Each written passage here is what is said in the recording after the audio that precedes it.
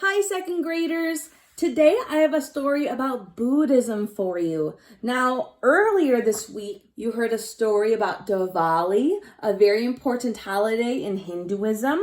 And today we're learning about another religion of Buddhism. And Buddhism is found in the country of China, mainly, while Hinduism is mainly found in the country of India. But there are people that live all over the world that celebrate and practice those two religions. But Buddhism kind of came from China, and that's what you've learned, and that's what we're going to read about. So this story is Under the Bonsai Tree, a story of the Buddha. And this has some very pretty illustrations in it.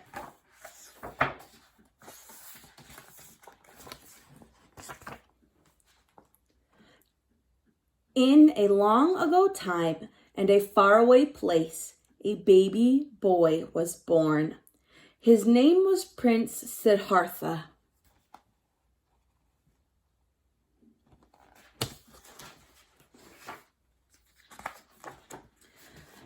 Before his birth, his mother dreamed of a beautiful white elephant. The wise men said it was a sign the baby would be special, and he was. Just like babies then and now and everywhere, and just like you.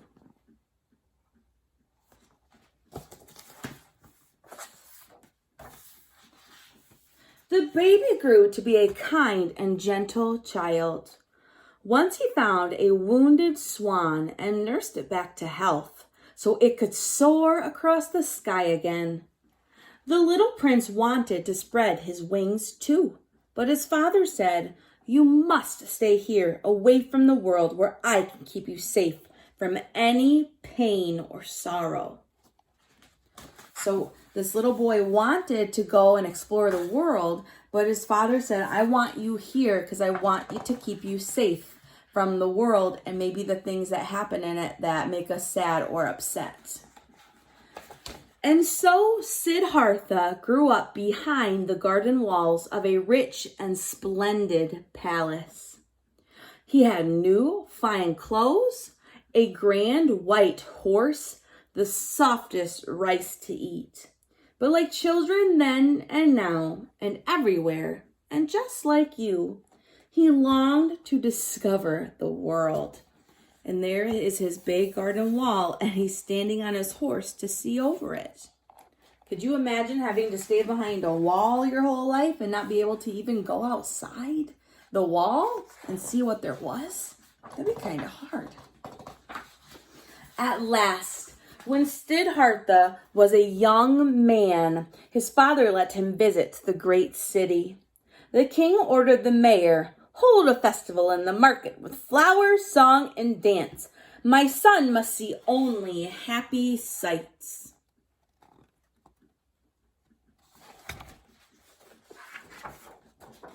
But, of course, the prince was curious, and he wandered off to explore, and that is how he first came to see hardship, pain, and suffering. First, he gave a sip of water to a person lying sick with a fever. Next, he helped an old man with an aching, crooked back cross the road. Then, he bowed his head to share a grieving family's sorrow. So his dad wanted to only see happiness in the world. But is there only happiness in the world? No, there's sad things, there's sorrow, and there's grief. And that's what the boy saw too. Siddhartha's heart felt heavy and his own eyes filled with tears. He could not stop wondering, how can I help others? "You can do much good as a prince," the king told his troubled son. Siddhartha shook his head. "Even the wisest ruler cannot stop sickness, old age, and death," he said. "I want to find a way to help people live in ease and peace." And so, like seekers then and now and everywhere, the prince set off to find his way, just as you may do someday.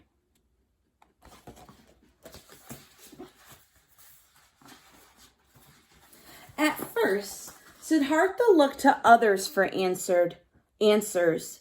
He journeyed far and long and followed many different paths. But he still felt lost, like a little ship in a stormy sea, tossed by wind and waves.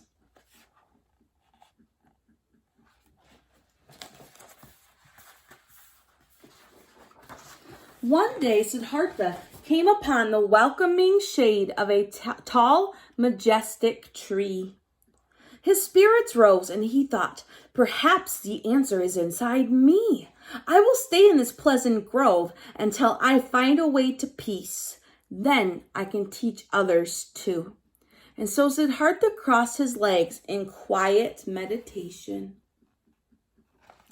Meditation is kind of something that people practice where you sit and just listen to your thoughts in your head and you quiet yourself and it's quiet around you.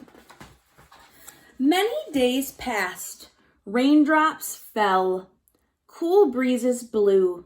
The sun beat down and still Siddhartha sat, sheltered by the rustling, heart-shaped leaves of the old and lovely tree. Once a woman named Sujata, I may have said that wrong, passed by and thought, he looks weak and hungry. She brought him sweetened milk and rice. She smiled and said, please accept this gift.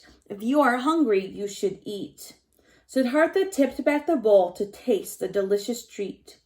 The rice and milk was warm and sweet. Thank you for your kindness, he said.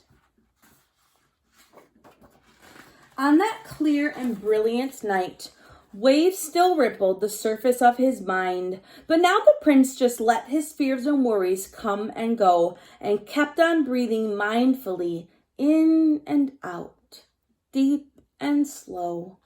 Soon even the sighing, heart-shaped leaves grew still, as serene as Siddhartha's mind. So he breathed in and he breathed out to calm his mind. And then, just before dawn, he looked up. In the eastern sky, a bright planet appeared, the morning star.